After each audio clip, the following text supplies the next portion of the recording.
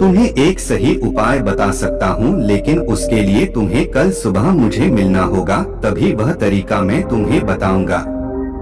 यदि तुम उस तरीके को सीखना चाहते हो तो कल सुबह मेरे पास चले आना। इतना कहकर बौद्ध भिक्षु वहां से चले गए।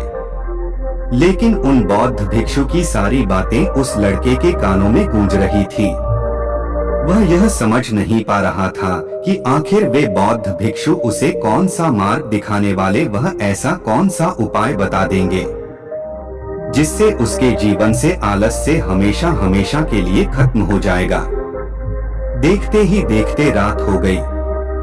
रात भर वह अपने बिस्तर पर करवट लेता रहा और उन बौद्ध भिक्षु की बातों के बारे में सोचता रहा।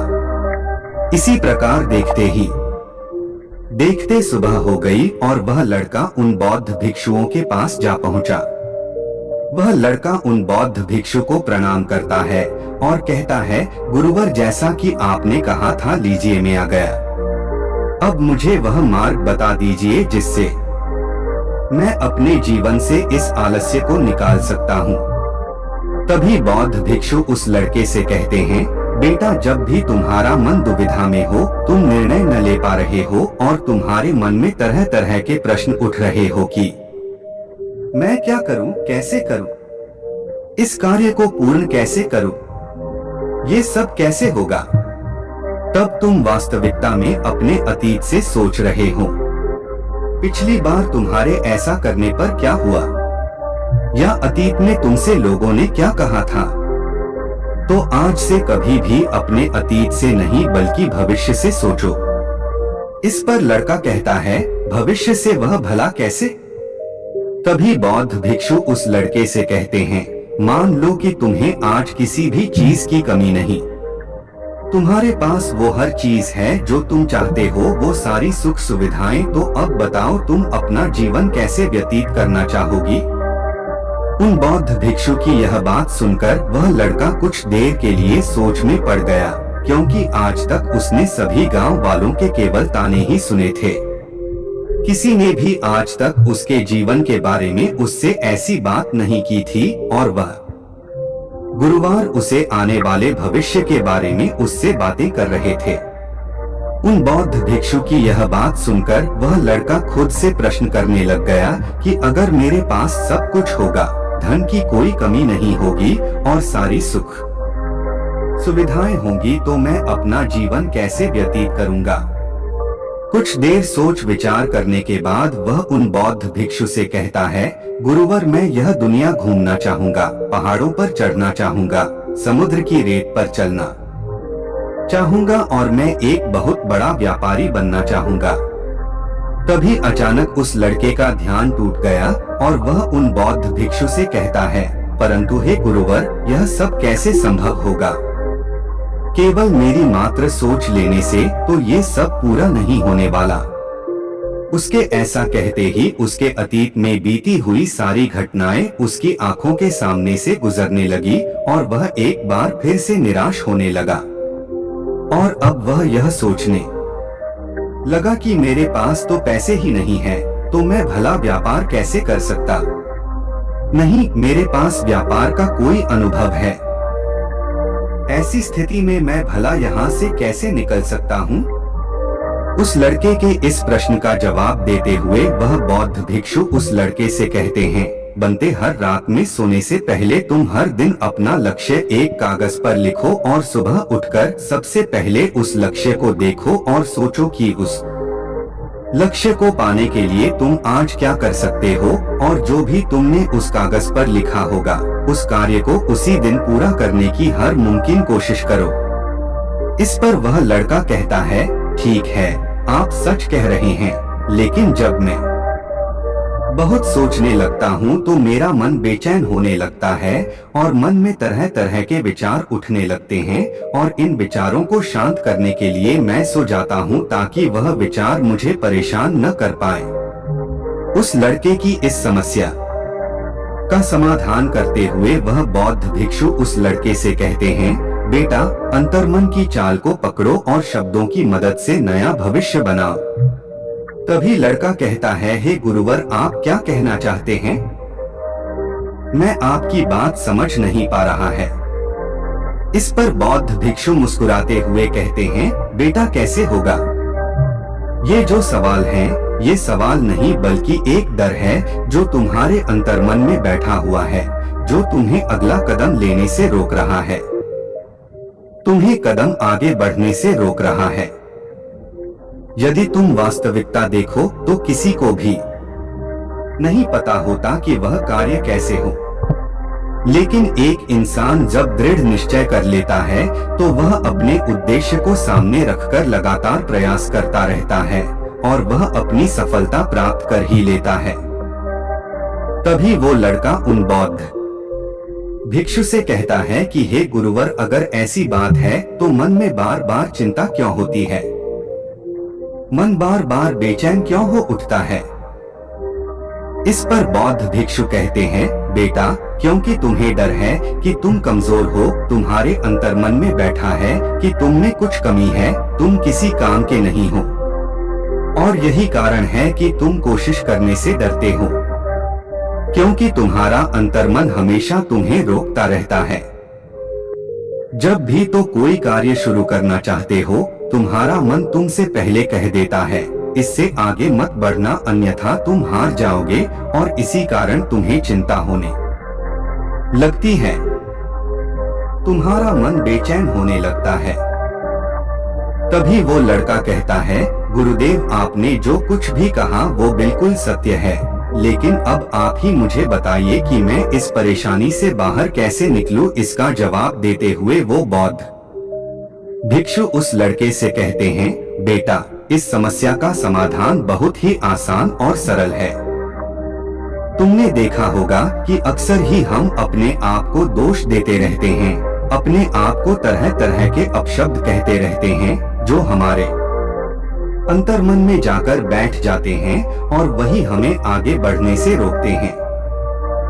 और इन शब्दों का हम पर बहुत गहरा प्रभाव भी पड़ता है, क्योंकि जैसा हम खुद से कहते हैं, जैसा हम पूरी भावनाओं के साथ सोचते हैं, हम वैसा ही बनते चले जाते हैं। इसलिए यदि तुम खुद को बदलना चाहते हो तो कि तुम भी काबिल बन सके, तो तुम्हें अपने अंतर्मन को नए संदेश देने की जरूरत है, जैसे कि मेरे शरीर का हर एक कण, हर एक हिस्सा, हर एक विचार शांति और ऊर्जा से भरा हुआ है। दृढ़ संकल्प और आत्मविश्वास के साथ हर दिन के लक्ष्यों को पूरा करता हूँ। मैं अपनी कमजोरी को अभ्यास में बदलता हूँ, चिंता को ध्यान में बदलता हूँ। मैं उत्साह और ऊर्जा से भरा हुआ लगातार अपने लक्ष्यों पर काम करता हूँ। ऐसे शब्द जब तुम खुद से कहोगे तो तुम शक्तिशाली महसूस करने लगोगे और तुम्हारी सारी चिंताएं कम होने लगेंगे, क्योंकि यही शब्दों की ताकत है। वहां तुम वही बना देंगे जो तुम खुद से कहो। तुम जितनी भावना के साथ यह वाक्य बोलते हो उसे महसूस करते, उतनी ही भावनाओं से यह शब्द तुम पर असर करना शुरू कर दें। धीरे धीरे ये शब्द तुम्हारे मन और व्यक्तित्व, उसकी फौज का हिस्सा बन जाएंगे। लेकिन मेरी एक बात याद रखना कि तुम्हारा अंतर्मन इतनी आसानी से हार नहीं मानने वाला। जब तुम आगे बढ़ोगे तो मौका मिलते ही वह तुम्हें पीछे खींचेगा। तुम्हारे अतीत के बीते हुए सारे कड़वे अनुभव तुम्हें याद दिलाएगा, ताकि तुम डर जाओ और एक बार फिर से अपने लक्ष्य का पीछा करना छोड़। लेकिन तुम्हें इसकी चिंता नहीं करें। उन सकारात्मक शब्दों के कारण तुम्हारा मन सकारात्मक विचारों को स्वीकार करने लगेगा। आगे वह बौद्ध भिक्षु उस लड़के को चेतावनी देते हुए कहते हैं, मेरी एक बात और याद रखना कि तुम्हारा ध्यान आलस्य पर नहीं होना चाहिए, अर्थात तुम्हें कभी आलस नहीं मिटाना, बल्कि तुम्हें एक नए भविष्य का निर्माण करना है, एक नए व्यक्तित्व का निर्माण करना। तुम्हारा पूरा ध्यान केवल इस पर ही होना चाहिए। उन बौद्ध भिक्षुओं की बात सुनकर लड़का कहता है, ठीक है गुरुवर, आप जैसा कहते हैं मैं वैसा ही करो। तभी वह बौद्ध भिक्षु उस लड़के से कहते हैं, बेटा अभी तो मैं इस गांव से जा रहा हूँ, लेकिन कुछ सालों के बाद मैं वापस आऊंगा। इतना कहकर बौद्ध भिक्षु वहां से चले गए और वह लड़का अपने घर लौट गया। लेकिन अब उस लड़के के मन में तरह तरह के विचार चल रहे थे। वह लड़का ये सोच रहा था कि अगर मैं अपनी मनपसंद जिंदगी जीने लगूंगा, अगर मैं दुनिया घूमने लगा, नए लोगों से मिलने लगा और अपनी पसंद का काम करने लगा, तो मेरी जिंदगी कैसी होगी। उस बात को ध्यान करके उसने एक कागज पर अपना लक्ष्य लिखा और लिखकर सो गया। अगली सुबह जब उसकी आंखें खुली तो उसने उस पेपर पर लिखा हुआ लक्ष्य एक बार दोहराया। उसके बाद वह कुछ देर के लिए शांत हो गया। तभी उसे उन बौद्ध भिक्षु की बात याद आई कि तुम अपने लक्ष्य के लिए आज क्या कर सकते हो। उसने खुद से सवाल किया कि मैं आज अपने इस लक्ष्य को प्राप्त करने के लिए क्या कर सकता हूँ। तभी उसे एक बार फिर से उस पेपर की तरफ ध्यान दिया।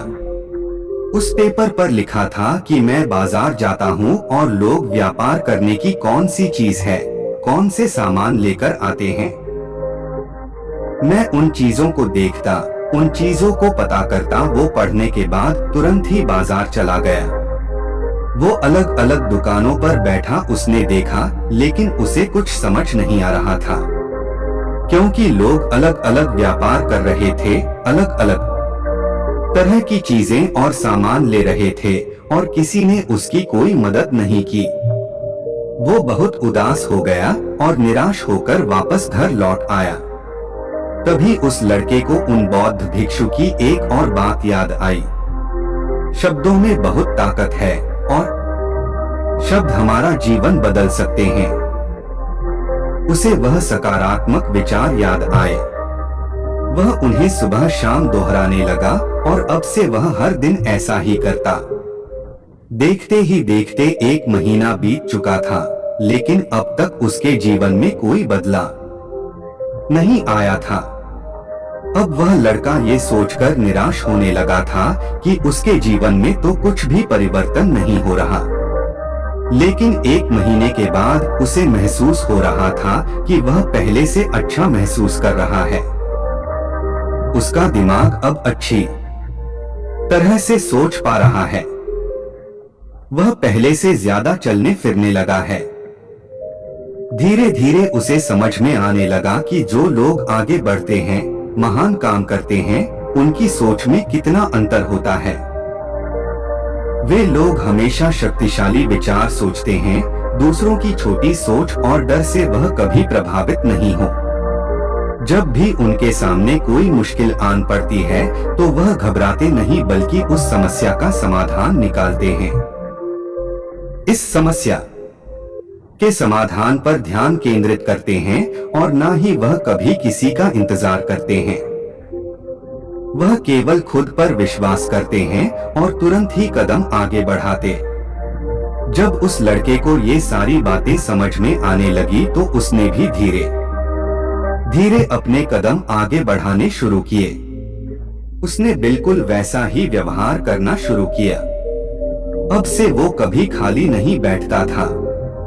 जब भी उसका मन करता वो बाजार जाता और लोगों के बारे में जानता, समझता कि वो किस प्रकार व्यापार कर रहे, कौन से चीजें खरीद रहे हैं और किन चीजों पर उन्हें लाभ हो रहा है।